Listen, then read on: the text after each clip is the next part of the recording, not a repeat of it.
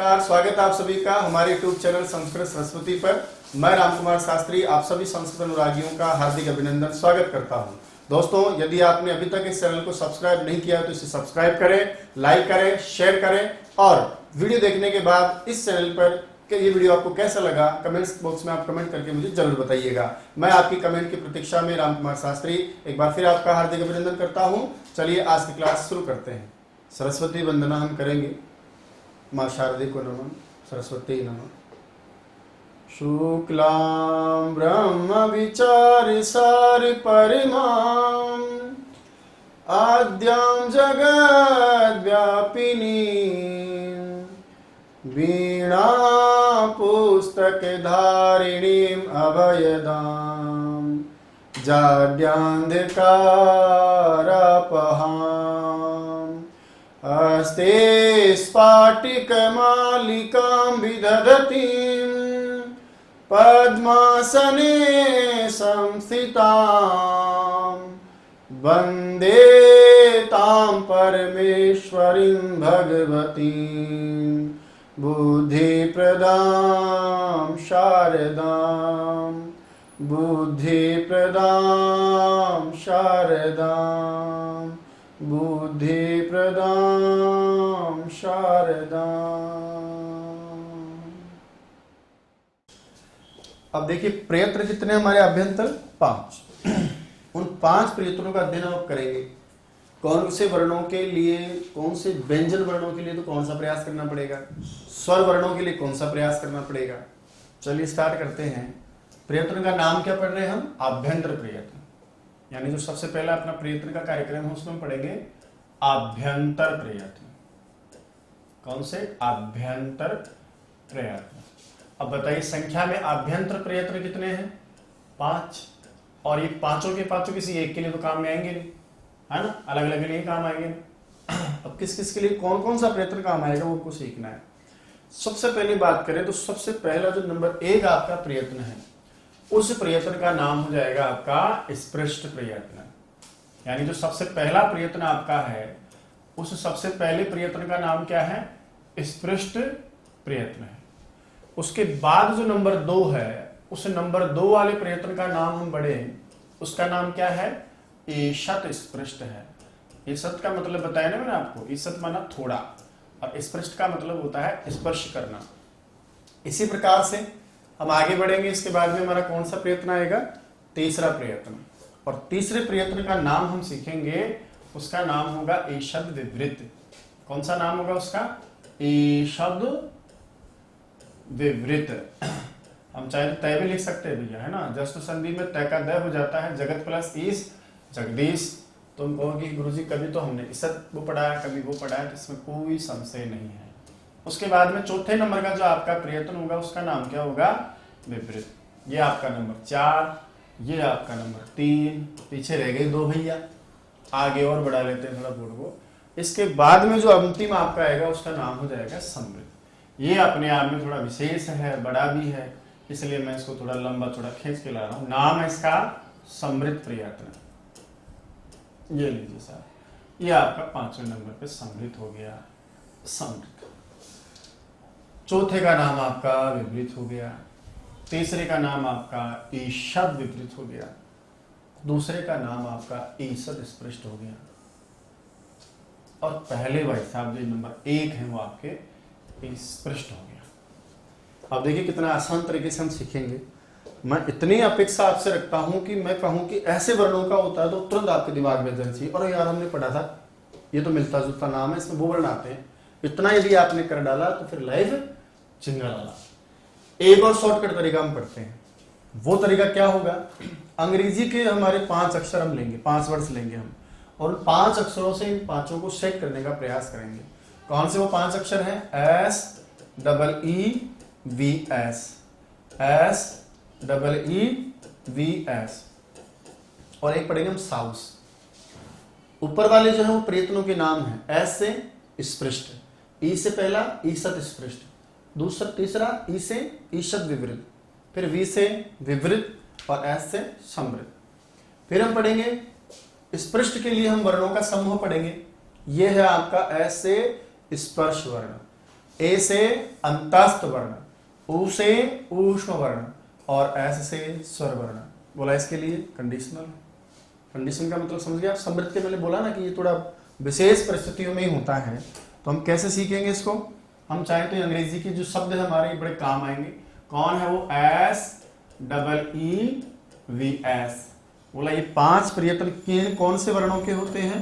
तो वर्णों का नाम रखेंगे हम साउस, SAUS, और ये आपका हो जाएगा स्टार रूप में ऐसे। यदि इसको याद कर लिया ना तो भी हमारा बहुत आसान हो जाएगा काम। परीक्षा में कोई भी वर्ण आ जाए, सीवस लिखो, साउस लिखो, फिर मिलाओ। अरे यार ये जो ना स्पर्श है क्या, तो स्पष्ट होगा। अंतस्थ है तो ईषद स्पष्ट होगा, उसमें है तो ईषद विपरीत होगा, और यदि ये स्वर वर्ण है तो विपरीत होगा। और वो कंडीशन वाले तो मैं बहुत सारी बातें बताऊंगा उसके बारे में, तो वो तो वैसे भी घुस ही जाएगा अंदर। अब आप देखिए साहब, अगला हम स्टार्ट करते हैं। सबसे पहली बात है कि बताइए, मैंने लिखा है प्रयत्न, उसका नाम है स्पष्ट प्रयत्न। कोई मुझसे पूछ ले कि स्पष्ट प्रयत्न किनका होता है, तो मेरा जवाब होगा कि स्पष्ट प्रयत्न स्पर्श वर्णों का होता है। स्पष्ट प्रयत्न देख लो इधर, स्पष्ट ऐसे बताओ कौन से वर्ण आएंगे? स्पर्श वर्ण। दूसरी बात रटने की भी जरूरत नहीं है। अब मुझे बताओ ये शब्द क्या लिखा है आपने यहाँ पर? स्पष्ट लिखा है ना, तो स्पष्ट प्रयास तो करोगे, स्पर्श करवाने का प्रयास ही तो करोगे।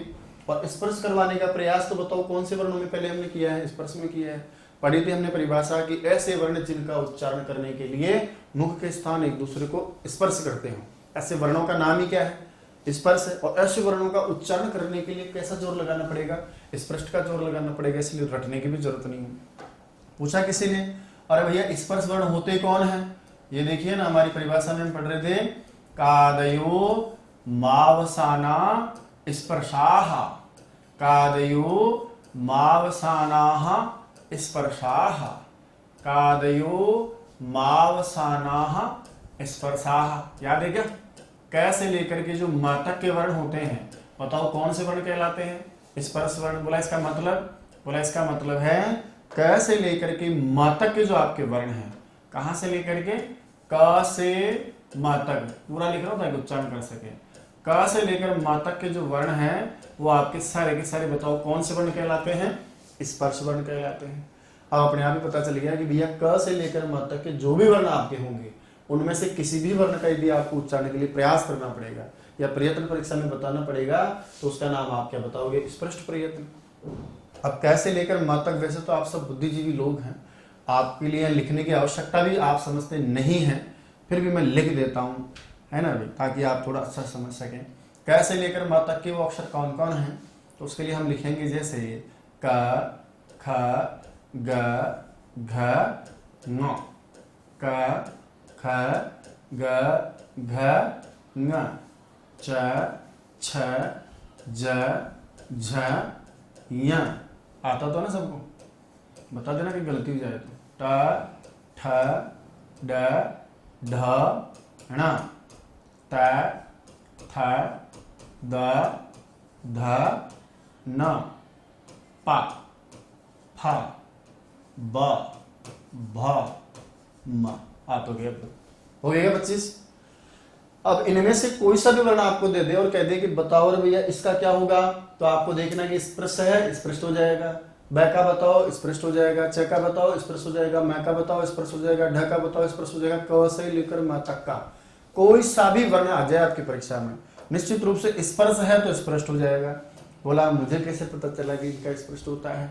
तो व्याकरण शास्त्र में हिंदी के उन शब्दों को लेकर बहुत प्यारी परिभाषा, बहुत प्यारा अर्थ दिया है कि भैया आपने क्या बोला? स्पष्ट प्रयत्न स्पर्शों का होता है। काकी में षष्ठी का बहुवचन बनाते अनुवाद में। हमारे पास में प्रमाण है, कारिका लिखी है कि स्पृष्टम। क्या लिखा है? स्पृष्टम। आगे क्या लिखा है? प्रयत्नम। कौन सा प्रयत्न?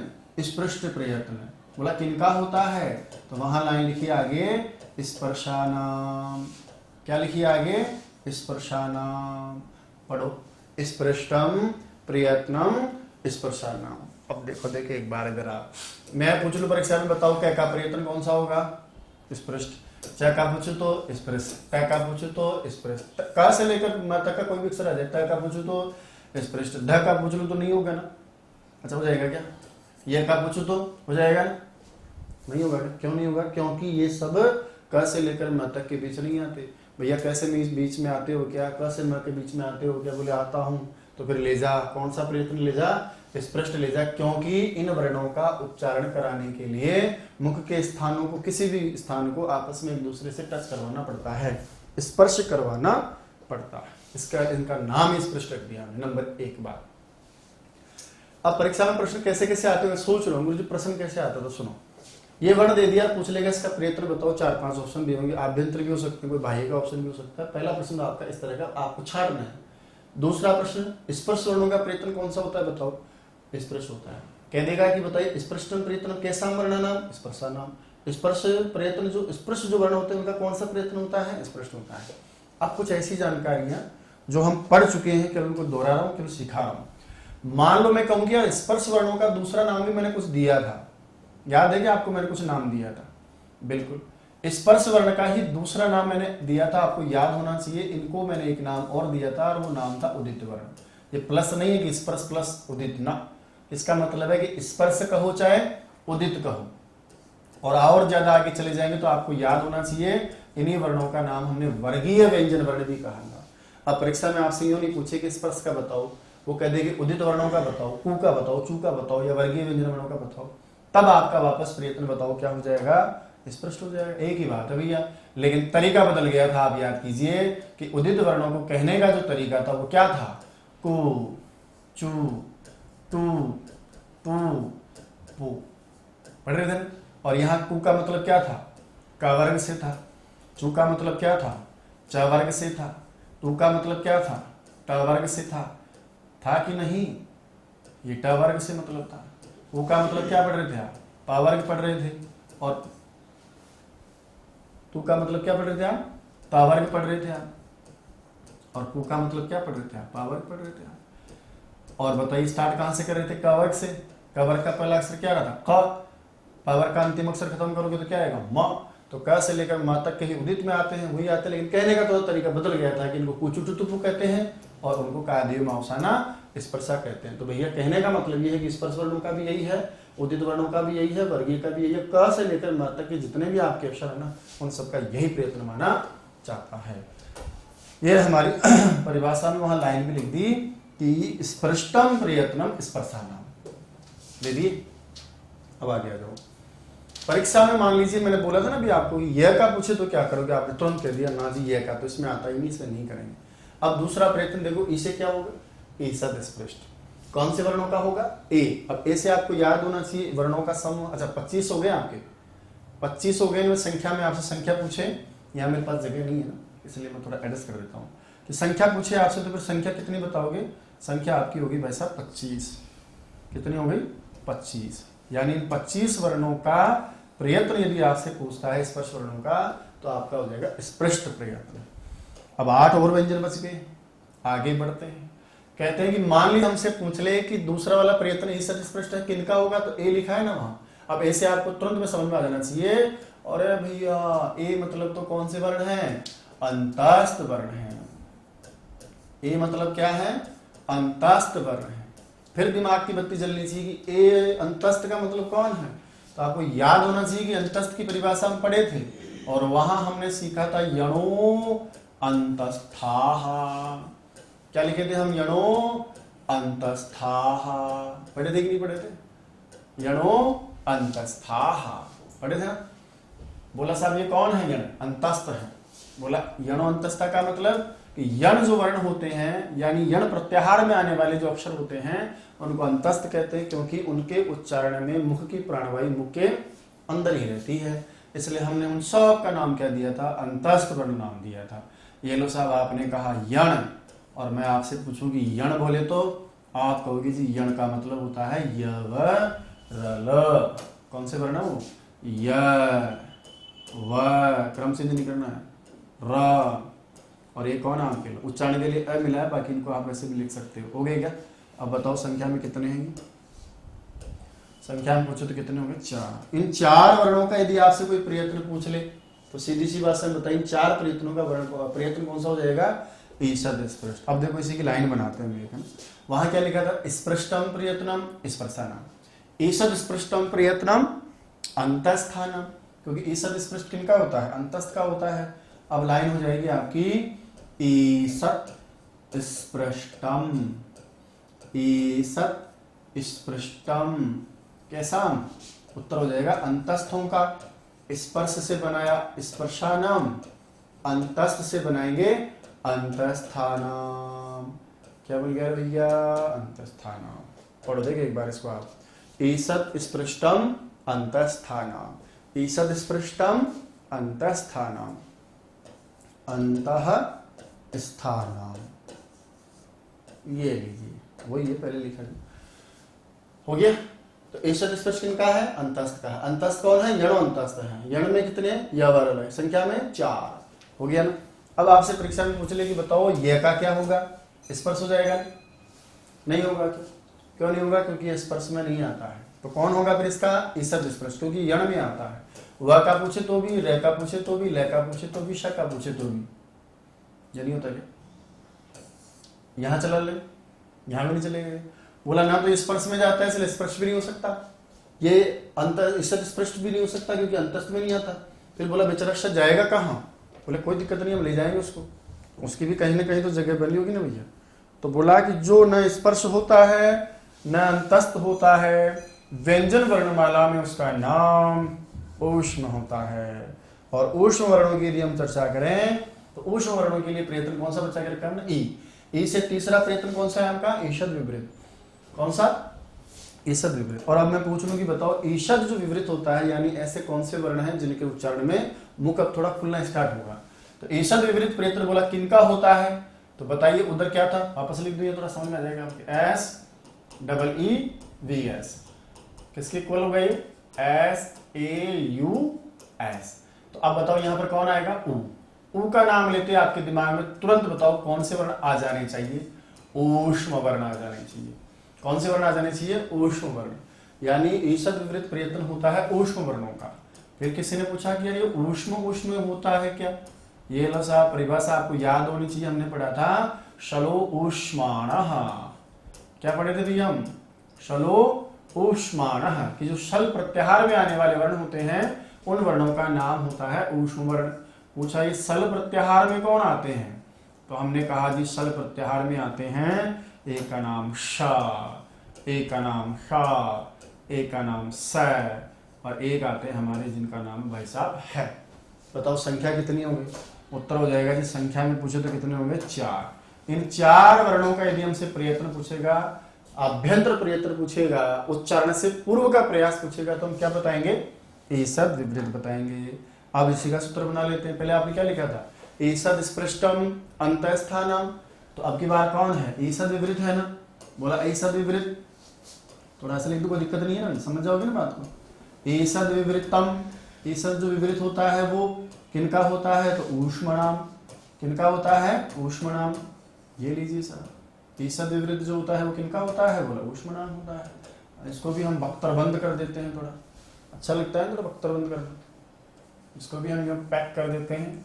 यह हमारा सूत्र बन गया ईषद विवृतम ऊष्मणाम। पढ़ो वापस एक बार।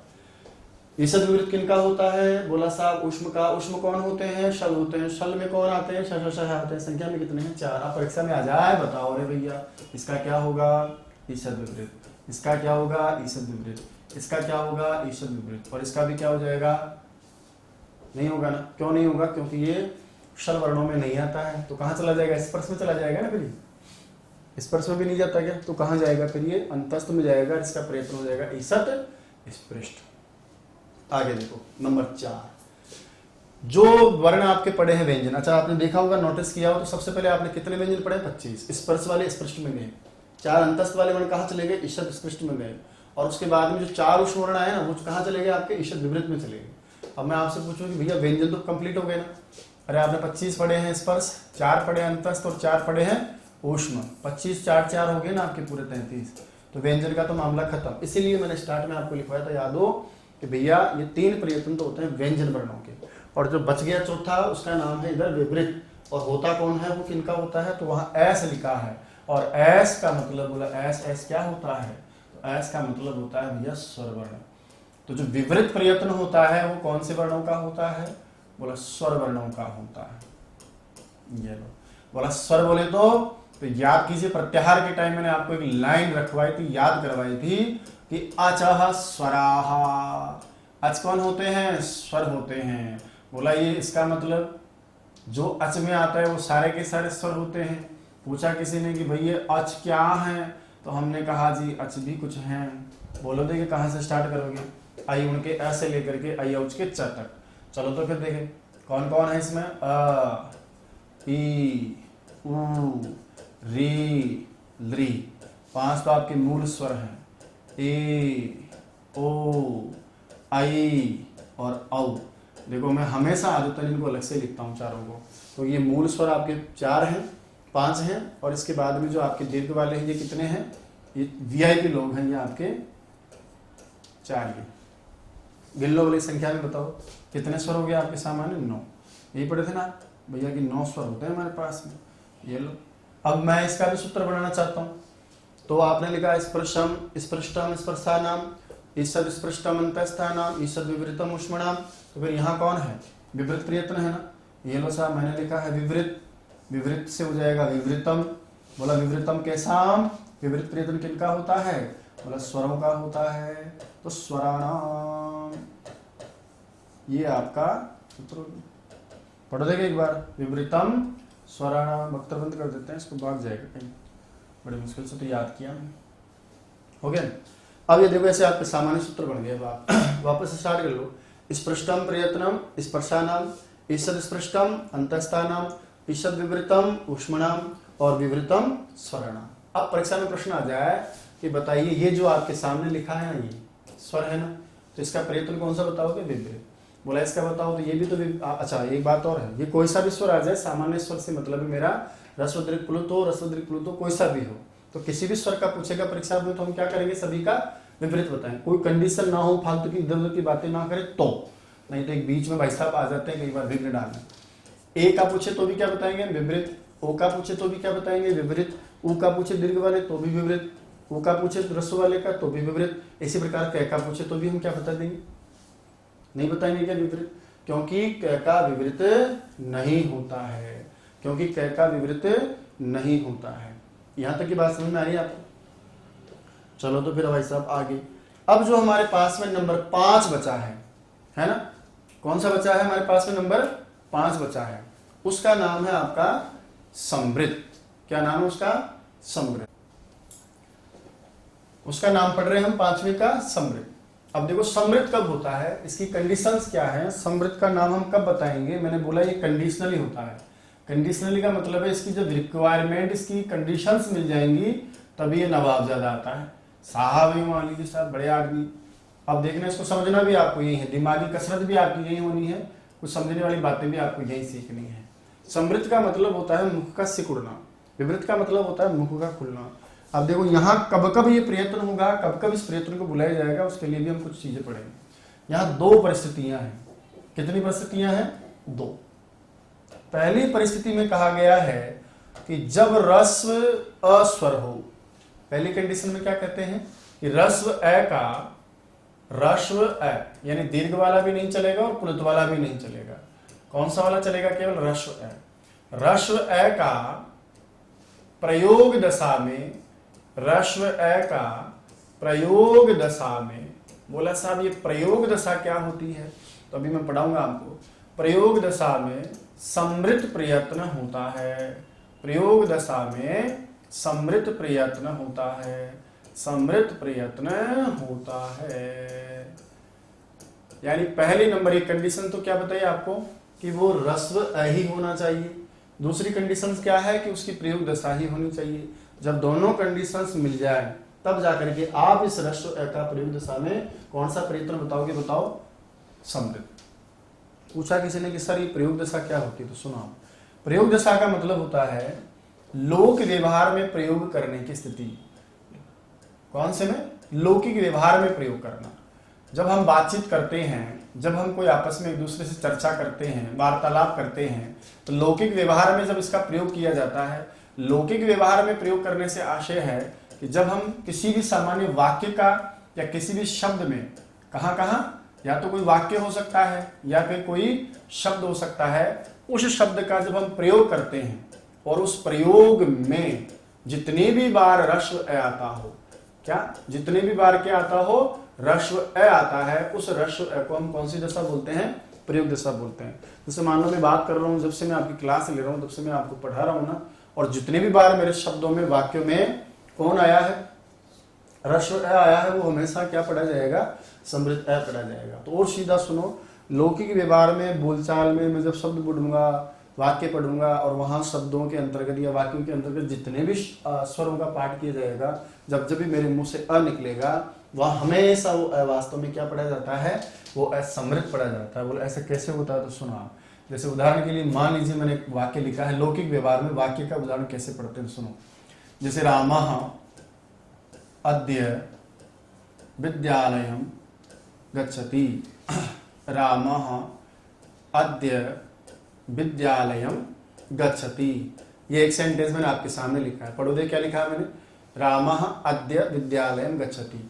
अब इसमें जितने भी आप देख रहे हो, ये पहली बात तो वाक्य है, लौकिक व्यवहार में वाक्यों का प्रयोग किया जाता है। अब जब जब भी इसमें आप पढ़ोगे, सारे के सारे बताओ क्या कहे जाएंगे, आपके समृद्ध कहे जाएंगे। जैसे रामा में ये है, अद्य में अद्य, विद्यालय का ल में, और य में, ग में, छ में, ये जितने भी आप सामान्य पढ़ रहे हो इस समय, वो सारे के सारे वास्तव में कौन सी दशा में है, प्रयोग दशा में है। वाक्य में प्रयोग किए जा रहे हैं, शब्दों में प्रयोग किए जा रहे हैं, वो सारे के सारे बताओ क्या कहते हैं। अच्छा, ये तो वाक्य का उदाहरण हो गया भाई, आपने इनका प्रयोग अभी कहाँ किया है, आपने वाक्य में किया है, ये तो आपने वाक्य में किया है। लीजिए, आपने कहा कि दो जगह प्रयोग होता है इसका, एक तो वाक्य में और एक किसी शब्द में भी हो सकता है। जैसे कमला, ये मान लो किसी का नाम है साहब, ये लो कमला। उसी प्रकार से मान लीजिए किसी का नाम क्या है, जैसे मोहना, किसी का नाम क्या है, जैसे श्यामा।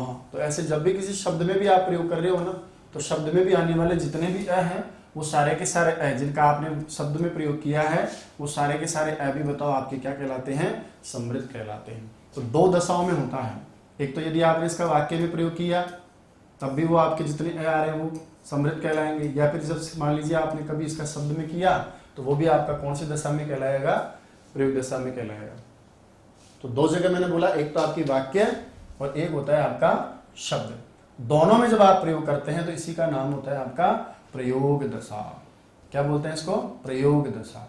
तो प्रयोग दशा के दो आधार हो गए ना, कि वाक्य में भी प्रयोग करते हैं, वाक्य में शब्द पाए जाते हैं, इसी को क्या कहा गया है, प्रयोग दशा कहा गया है।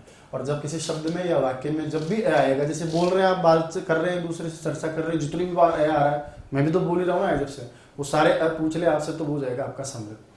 अब बोला कि सर परीक्षा में सवाल कैसे आता है, तो परीक्षा में सवाल सुनो ऐसे आता है। परीक्षा का सवाल होता है कि ह्रस्व अ का प्रयोग दशा में प्रयत्न क्या होगा, और वो संस्कृत की जो लाइन है ना, वो लिखी हुई आती है, तो मैं लिख देता हूँ उसका।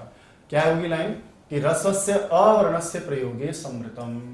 क्या लिखी होती है वहां पर, ह्रस्वस्य अवर्णस्य, यानी ह्रस्व जो अवर्ण है, उस अवर्ण का, अवर्णस्य प्रयोगे, जब आप शब्द में और वाक्य में क्या करते हो, प्रयोग करते हो ना, तो वहां पर आपको कौन सा प्रयत्न बताना होता है, समृतम, समृद्ध प्रयत्न कहलाता है, ऐसे प्रयत्न कहा जाता है। तो ये लाइन आपकी परीक्षा में आ जाती है कि ह्रस्व अवर्णस्य प्रयोगे किम प्रयत्नम, तो आपको कहना पड़ता है जी समृतम, ऐसे करके आपको आगे बढ़ जाना होता है। अब इसी की दूसरी जो कंडीशंस आएगी वो आपके लिए जोर विशेष है। कहा कि ह्रस्व अवर्ण का प्रयोग दशा में तो समृद्ध होता है, लेकिन मान लीजिए कि प्रश्न ऐसा ना हो और उस प्रश्न की भाषा में आपसे कह दे कि उसी ह्रस्व अवर्ण का वापस वही वर्ण तो आपका सेम होगा, है ना, कौन सा वर्ण पढ़ा रहा हूं मैं आपको, वही ह्रस्व अवर्ण हो, ठीक है, ह्रस्व अवर्ण हो, लेकिन अब की बार मान लीजिए वो ह्रस्व अवर्ण कौन सी दशा में हो, प्रयोग दशा में हो, प्रयोग दशा में नहीं बल्कि कौन सी दशा में हो, प्रक्रिया दशा में हो। और प्रक्रिया दशा में यदि आपसे पूछ ले कि बताओ प्रक्रिया दशा में ह्रस्व अवर्ण का प्रयोग कौन सा होगा, तब फिर आपका उत्तर वापस कहां चला जाएगा, बोले साहब अब तो वापस क्या होगा, विवृत प्रयत्न ही होगा। ह्रस्व अवर्ण का प्रयोग दशा में समृद्ध होता है, लेकिन ह्रस्व अवर्ण का प्रक्रिया दशा में क्या होगा, विवृत प्रयत्न ही होगा। फिर वापस प्रयत्न में चले जाएंगे। मैंने कहा था ना आपको सामान्य परीक्षा में पूछने पर वैसे भी हम कौन सा बताते हैं, विवृत तो बताते हैं ना, तो ऐसी दशा में अब परीक्षा में मान लीजिए आपसे सवाल कर दिया कि ह्रस्व अवर्ण का प्रक्रिया दशा में बताओ क्या होगा, फिर आपका जवाब हो जाएगा साहब विवृत हो जाएगा। बोले प्रक्रिया दशा क्या होती है, तो प्रक्रिया दशा को समझो आप। प्रक्रिया का मतलब होता है व्याकरण में शब्द निर्माण की प्रक्रिया। व्याकरण शास्त्र में या व्याकरण में शब्द सिद्धि की या शब्द निर्माण की प्रक्रिया। आप सबको पता है कि किसी भी शब्द के निर्माण की प्रक्रिया, बताओ कौन सा शास्त्र बताता है? व्याकरण ही बताता है ना। कभी तो आप संधि के द्वारा, कभी आप समास के द्वारा, कभी आप विपसर्ग जोड़ करके, कभी आप प्रत्यय जोड़ करके, ये सारी की सारी जो प्रक्रियाएं आपकी होती हैं, ये सारी की सारी प्रक्रियाएं बताओ आपके शब्द निर्माण की कौन से शास्त्र में की जाती हैं? व्याकरण में की जाती हैं। तो जब व्याकरण शास्त्र में शब्द के निर्माण की प्रक्रिया बताई जा रही हो, और सीधे शब्दों में कहूं आपको, तो जब आपको वहां पर किसी भी शब्द के निर्माण के लिए संधि आदि बताई जाती है, यानी इस शब्द का निर्माण कैसे हुआ, इसको बोलते हैं शब्द निर्माण की प्रक्रिया, यानी प्रक्रिया दशा। और जब आपको शब्द बना रहे हो, चलो मान लो जैसे मैंने संधि कर ली, उदाहरण के लिए मैं लिखाऊंगा मैं आपको कि मान लीजिए आप किसी शब्द का निर्माण कैसे हुआ, बोला साहब महेश कैसे बना, सुरेश कैसे बना, परोपकार शब्द कैसे बना, और ऐसे शब्द निर्माण की प्रक्रिया आप समझा रहे हो, उस प्रक्रिया के लिए आप किसकी सहायता लोगे? व्याकरण की लोगे। और व्याकरण में जब संधि समास करोगे तो प्रक्रिया और ये शब्द निर्माण की प्रक्रिया चल रही है ना, उस प्रक्रिया के अंतर्गत यदि आपसे परीक्षा में प्रश्न कर ले, अब बताओ रस्व वर्ण आ जाए वहां पर, तब आपका प्रयत्न कौन सा हो जाएगा? तो आप कह दोगे जी वापस विवृति हो जाएगा। कैसे? जैसे मान लीजिए आप पढ़ा रहे हैं बच्चों को, और आपके पास में एक उदाहरण आ गया और आप सिखा रहे हैं, तो देखो बेटा हम रामायण शब्द की संधि सीखते हैं। क्या सीख रहे हैं हम? रामायण शब्द की संधि। और वहां आप लिखा रहे हैं राम प्लस अयनम। क्या कर रहे हो आप? राम प्लस अयनम। फिर आपने बराबर करके सिखा दिया कि बेटा इस प्रकार से हो जाता है रामायणम। अब मैं आपसे पूछूं कि बताइए आपने यहाँ कौन सा कार्यक्रम किया है? आप कहोगे सर यहाँ तो हमने संधि का कार्यक्रम किया है। और ये संधि करके बताओ आप वास्तव में क्या करना चाहते हो? संधि द्वारा हम वास्तव में क्या सिखाना चाहते हैं? रामायण शब्द निर्माण को बताना चाहते हैं, रामायण शब्द की प्रक्रिया समझाना चाहते हैं कि इस शब्द का निर्माण कैसे हुआ है, यही सिखाना चाह रहे हो ना। अब आपने रामायणम शब्द की प्रक्रिया बताई है, यानी इसका प्रयोग आपने जो आपके अ आ रहे हैं ना, वो सब आपने कौन सी दशा में बताया? प्रक्रिया दशा में। मैंने बोला ना शब्द निर्माण की प्रक्रिया को ही प्रक्रिया दशा कहा गया है। अब प्रक्रिया दशा में आपके पास में दोनों तरफ ही क्या है? देखो ये चल रही है प्रक्रिया दशा रामायण शब्द के निर्माण की। अब आप ये देख पा रहे हो, देखो सर इस प्रक्रिया दशा में राम के म में भी क्या है? अ। और उसके बाद में आप देख रहे होंगे आगे भी क्या है? अ। और जब मैं आपसे पूछ लूंगी इस प्रक्रिया दशा में बताइए, मैं आपसे कहूं कि बताओ इस प्रक्रिया दशा में बताओ मुझे कि ये अ क्या पढ़ा जाएगा भाई? समृद्ध पढ़ा जाए कि विवृत पढ़ा जाए? तब आपका जवाब होना चाहिए कि सर प्रयोग दशा में तो समृद्ध होता है, लेकिन जब कोई शब्द निर्माण की प्रक्रिया, जब संधि आदि की जाती है, तब आपके इसका यहाँ प्रयत्न पूछने पर बताओ क्या हो जाएगा? विवृत हो जाएगा। इसी प्रकार से इसका भी क्या हो जाएगा? विवृत हो जाएगा। और दोनों के दोनों विवृत होने के कारण, ये अ और ये अ दोनों विवृत होने के कारण, अब आप जब दोनों को समान मान लेते हो कि आगे वाला भी विवृत पीछे वाला भी विवृत, और ऐसा होने पर ही आपका दीर्घ संधि का कार्य जो क्या बोलता है आपको कि जब दो समान वर्ण हो तो दोनों समान वर्णों के स्थान पर एक उन्हीं के समान वर्ण दीर्घ आदेश हो जाता है। इसलिए अ और अ मिलकर के क्या हो जाता है? आ, और आपका शब्द बन जाता है। यदि एक को विवृत एक को समृद्ध कह देते तो फिर तो समान वर्ण होता ही नहीं, एक समृद्ध होता है एक विवृत होता, और ऐसी दशा में यहाँ दोनों समान वर्ण नहीं होते तो संधि नहीं होती, संधि नहीं होती तो आपका रामायण शब्द नहीं बनता। और इसको मैं सीधा बोलूं परीक्षा में कि सर परीक्षा का टारगेट हो तो प्रश्न कैसे बनेगा? वहां लिखा होगा रस्व अवर्ण का प्रयोग दशा में, तो प्रयोग का नाम आते तो आपका समृद्ध हो जाएगा। बोला रस्व अवर्ण का प्रक्रिया दशा में, तो भैया प्रक्रिया किसकी होती है? व्याकरण की। तो व्याकरण में वह दिख रहा है ना, तो वहां पर आप क्या बना लोगे? विवृत बना लोगे। बोला संधि करते समय भैया विवृत होता है, समास उपसर्ग प्रत्यय जुड़ते समय विवृत होता है। तो जब शब्द बना रहे हो तब तो आपका क्या हो जाएगा? विवृत। और यदि ऐसे ही नाम ले रहे हो तब आपका क्या हो जाएगा? समृद्ध। अब जैसे मान लो मैंने आपसे कहा कि मोहनः गच्छति, अब इसमें जितने भी ए आ रहे हैं वो क्या माने जाएंगे बताओ? सीधी सी बात है, वो प्रयोग दशा में यहाँ पे नाम लिया, वाक्य लिखा, शब्द लिखा, आपने ये थोड़ी बताया कि मोहन कैसे बना, गच्छति कैसे बना, तो इस सारे के सारे तो क्या हो जाएंगे? समृद्ध हो जाएंगे। लेकिन मैं ऐसा ना कहूं, मान लीजिए कुछ और तरीके से कह दूं, और मैं कह दूं कि चलिए मैं काम कर रहा हूं साहब, मैं यहाँ पर महेश महा प्लस ईशा ऐसा कुछ कर रहा हूँ, या का ही प्रसंग लेते हैं, जैसे यहाँ पर मान लीजिए देव प्लस अस्ति, ऐसा मैं कुछ कर रहा हूँ। अब आप समझ गए होंगे मैं कोई वाक्य प्रयोग थोड़े कर रहा हूँ, मैं शब्दों का प्रयोग थोड़े कर रहा हूँ, बातचीत में हम काम में थोड़े ले रहे हैं, तो ये प्रयोग दशा नहीं है। बल्कि मैं क्या सिखाना चाहता हूँ, तो मैं आपको सिखाना चाहता हूँ कि देव का अ और अस्थि का अ, ये दोनों मिलकर के क्या हो जाते हैं, आ, और आपका शब्द क्या बन जाता है, देवास्ति। ये है शब्द निर्माण की प्रक्रिया। और शब्द निर्माण की प्रक्रिया में जो दोनों अ आएंगे ना, इन दोनों अ का प्रयत्न यदि आपसे पूछा जाए तो बताओ क्या बताओगे आप, विवृत बताओगे। ठीक है, इस तरह से सामान्य 2 शब्द याद रखिएगा कि प्रयोग दशा में पूछने पर ह्रस्व अवर्ण का प्रयत्न होता है समृद्ध, और प्रक्रिया दशा में पूछने पर ह्रस्व अवर्ण का प्रयत्न होता है प्रक्रिया दशा में वापस विवृत। तो दोस्तों ये थी आज की क्लास, एक नए अंदाज में, एक नए विषय वस्तु के साथ, एक नए तरीके के साथ। आशा करता हूं आज का वीडियो आपको बहुत अच्छा लगा होगा। आज की क्लास आपकी प्रतियोगी परीक्षा के लिए बहुत लाभदायक रहेगी। दोस्तों ये वीडियो कैसा लगा, वास्तविक आपका अनुभव कैसा रहा, ये कमेंट्स बॉक्स में आप मुझे कमेंट करके जरूर बताएंगे। आपके कमेंट्स को पढ़ करके मैं जवाब दूंगा, और भी हम बहुत सारी अच्छी अच्छी चीजें पढ़ते रहेंगे, सीखते रहेंगे। आपके कमेंट्स से मुझे जो ऊर्जा मिलती है, यकीन मानिएगा आने वाली क्लासें और भी जोरदार होंगी, आपके लिए जो वास्तव में फायदेमंद रहेंगी। रीट और सीटेट या कोई भी सीट परीक्षा होगी उसमें हम बहुत अच्छे प्राप्त करेंगे। बने रहिएगा चैनल के साथ। जय तो संस्कृतम, जय तो भारतम।